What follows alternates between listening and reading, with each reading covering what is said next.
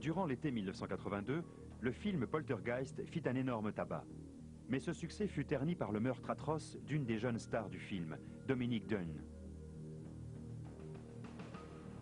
Malgré les rumeurs selon lesquelles le film était maudit, les dirigeants de la MGM étaient pressés de commencer le tournage de la suite de Poltergeist. Les producteurs Steven Spielberg et Frank Marshall, ainsi que le réalisateur Toby Hooper, n'étaient pas intéressés par un Poltergeist 2. Mais les scénaristes Mark Victor et Michael Grace n'avaient peur de rien, pas même de la soi-disant malédiction de Poltergeist. We had heard of the Poltergeist curse, and we knew of the tragedy that had occurred on the first film. We did not really believe that it had to do with the subject matter of the movie, or that the movie was itself cursed in any way.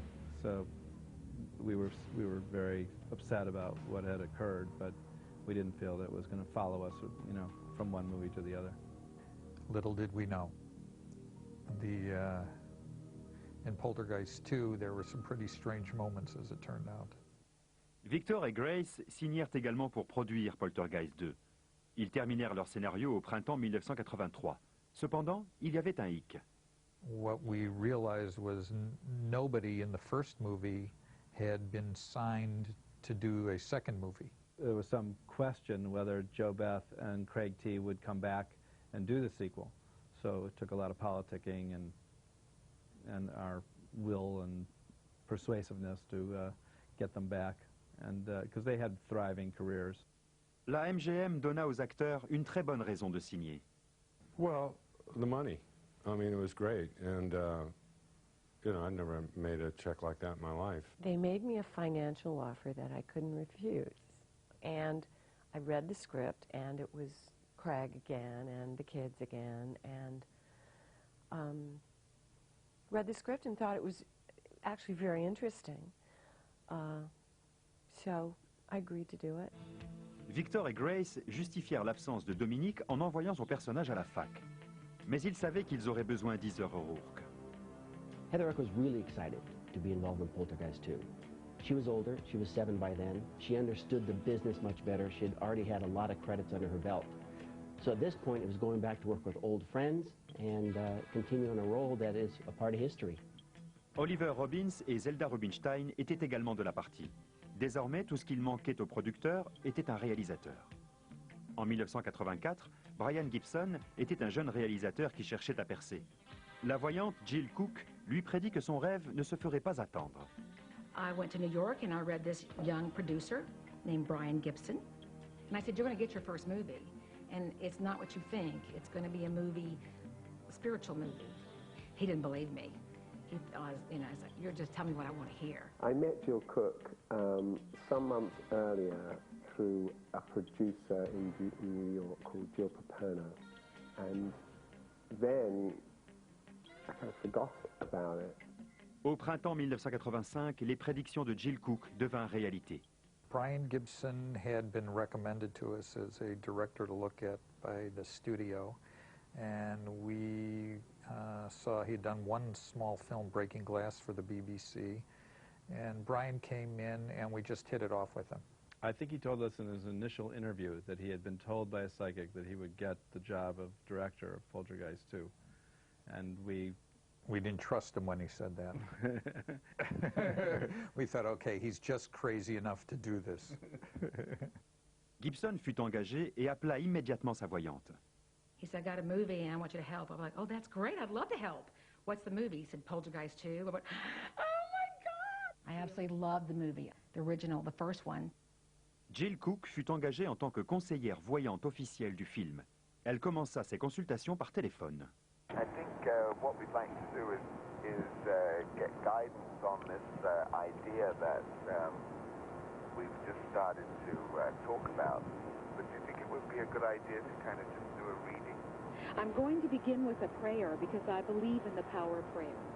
And I believe if you ask, you shall receive. And if you knock, the door shall be opened.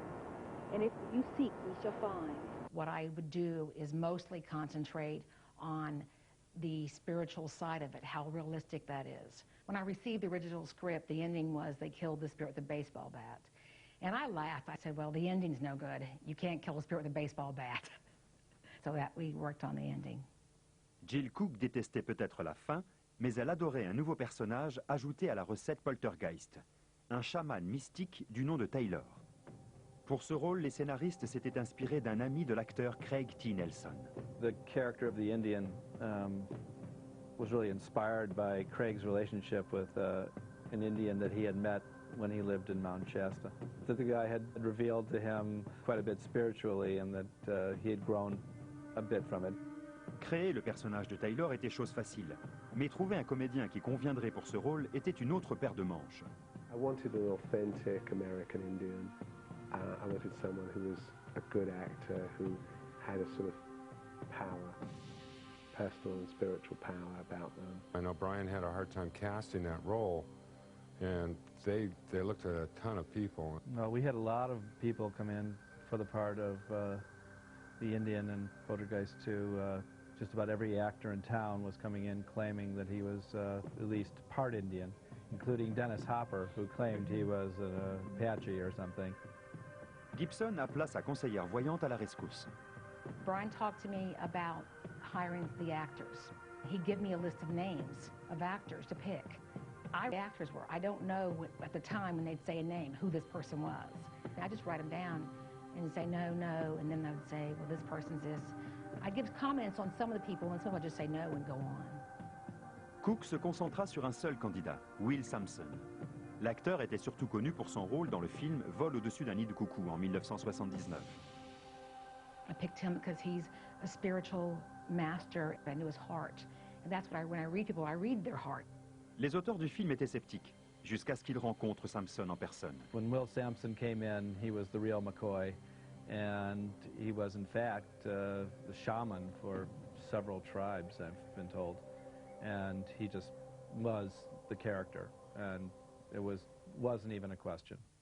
La voyante a converti l'équipe du film à sa croyance. Ils étaient tellement ravis qu'ils demandèrent à Jill de trouver un acteur pour jouer le méchant pasteur Kane. Elle choisit Julian Beck. Écoutons l'écrivain Mikita Brotman.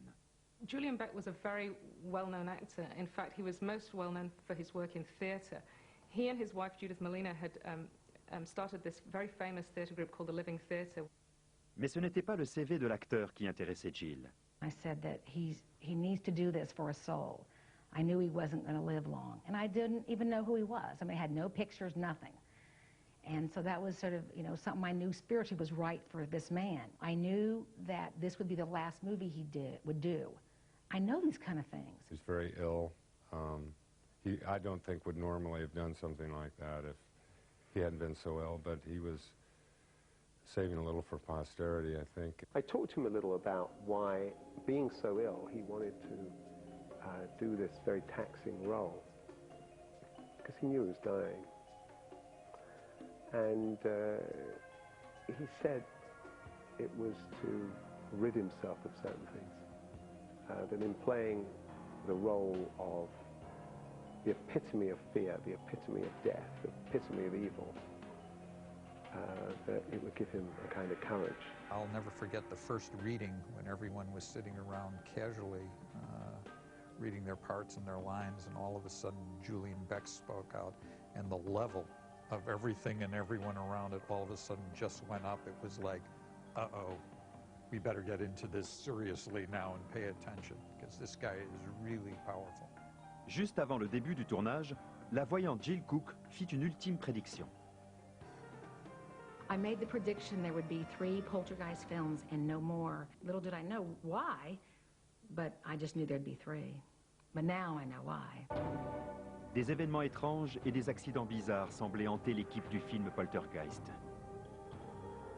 Mais les producteurs du deuxième volet étaient convaincus que la soi-disant malédiction de Poltergeist n'était rien d'autre qu'une stupide légende urbaine. Les autres n'en étaient pas si convaincus. Durant l'été 1985, le tournage de Poltergeist 2 débuta. Le budget du film était de 19 millions de dollars, presque 2 fois celui de l'original. Le réalisateur Brian Gibson était angoissé. On the first day of filming, I'm always nervous because there's a lot going on and a lot of pressure. We arrived on the set, and it was like a crew of 150. I mean, it was amazing. And he was white as a ghost, and we just were, you know, like, Brian, it's going to be okay. Just get that first shot, and then everything will be okay. Mais il fallut beaucoup plus de temps que prévu pour arriver à tourner le premier plan. Will Sampson, chaman à la scène comme à la ville, retarda le tournage de plusieurs heures en bénissant le plateau à la façon des Indiens. Le conseiller paranormal pour le film, Kevin Ryerson, témoigne. From what I understood is that it was an invocation for best performances. It was less the idea of chasing away negative spirits than it was the invoking of the positive spirit that is universal in each and every person. Will Sampson did a lot of blessing on our set, and all of it helped because it was a big production, and we appreciated all the blessings we could get. We were rookie producers, and a blessing from anywhere was a good blessing. La bénédiction fonctionna et le tournage continua normalement. Mais cela changea lorsque vint le moment de la scène de Craig T. Nelson avec une créature appelée le monstre à vomir. The monster was going to grow inside of me, then come out. And they had an air hose, and they had some kind of a plasma system that was going to be injected, and I was supposed to, as it came out and blew up inside of my mouth, let it out. It wasn't a scene that Craig was looking forward to doing, I can tell you that. There was a lot of reluctance about it and conversation about it. Some guy who's 14 years old comes and says, you know, this is really going to work. We've practiced it in the trailer for like hours and hours, and we know, and then they turn it on, you know, and it's not working. Well, that's not supposed to happen. Guess we'll have to reevaluate. Are you sure that you're holding your tongue in a 45-degree angle against the tubes? I remember everybody trying desperately to keep a straight face because he was so funny, and they had a thing that was coming out. And he kept saying, "Does it look phallic?" And we'd all go, "No, Craig, no, it looks fine." Mais la cascade devint de moins en moins drôle au fur et à mesure que les problèmes s'accumulaient. You're there, you know, 6 hours later wondering, why are we're doing this again? You know, and it just didn't work. And didn't look right, Brian didn't like it, and one thing led to another, and finally the thing, you know, did something. I mean, it did what it was supposed to do, kind of. Tard ce soir-là, le réalisateur Brian Gibson décida finalement que la prise était bonne. L'équipe, épuisée, en avait fini pour la journée. Mais le lendemain matin, ils eurent une mauvaise nouvelle. Écoutons le directeur photo Andrew Laszlo. Something did go wrong with the camera, and the film got scratched and exposed by light, and we had to redo that scene again, much to the consternation of everybody involved, including Craig Nelson, who had to go through this whole gross situation. D'autres problèmes restaient à venir. Durant l'été 1985, l'équipe du film s'apprêtait à tourner la spectaculaire scène de fin. À cet effet, le plateau de la MGM fut transformé en une énorme caverne souterraine. Frightening. It must have been very authentic. It's the kind of thing I have no intention of investigating. I would never, in nature, go into such a cavern. Le plateau n'était pas simplement inconfortable, il était aussi dangereux. It was a very tricky set. It was a very difficult set. And I remember it had very low ceilings, and people kept running into things and banging their heads, and cameras falling. People tripping and falling, people getting sick. There was a lot of electrical stuff going on, I remember. There was reels running out, there was camera jams. The film was somehow I don't know what it was doing, but it was blanking out when they were like processing it. The first day we shot footage, the footage didn't turn out at all. It was black. And the studio was really happy about that. Skeptics argue that it could have been a pre-exposure to sunlight. Given the professionalism on the set, I'm not certain that those explanations could have occurred. That type of fogging is very typical of poltergeist phenomena. Personne ne comprenait ce qui se passait.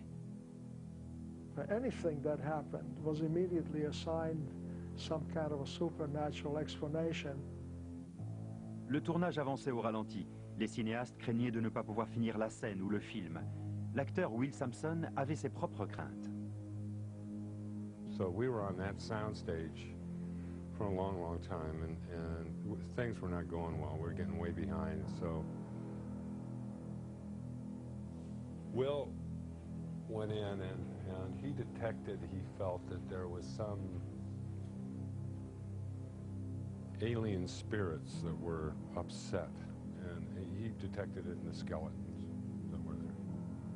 Le service des effets spéciaux révéla alors des faits choquants. Les squelettes utilisés pour le film étaient des vrais. Même les producteurs étaient surpris. What we do is ask for skeletons to be, you know, around the set, and where they get the cadavers from, we hadn't investigated, but I guess we were told that at a point, that some of them were real and that they weren't happy. We weren't happy either. Et Craig T. Nelson ne l'était pas non plus. He was very, very uncomfortable. He came to me sweating, very uncomfortable, and he said, there is a peculiar energy in this set, and I can't go on much longer. I need an exorcism. I think these skeletons somehow contain something. This set needs an exorcism. And Will said, well, just make sure they leave the stage door open for me tonight, and I'll come back and I'll take care of it. And he says, the spirits are not happy. And so we said, all right. And when we told the, the security that they had to leave the stage door open for Will Sampson so he could come and, do a blessing on the set, they rolled their eyes, but they accommodated us. À 4 heures du matin, Sampson pénétra sur le plateau de Poltergeist et effectua un exorcisme. Whatever it was, it worked, and there wasn't any problem after that. Now, that's what happened. So I don't know. At me, I just know that nothing happened and it was good. En 1985, le tournage de Poltergeist 2 s'avéra être une expérience angoissante de plus pour toute l'équipe du film. Des effets spéciaux qui ne fonctionnent pas, des faux squelettes qui se trouvent être des vrais, et des acteurs qui exigent un exorcisme afin de nettoyer le plateau des esprits maléfiques. Mais le pire restait à venir.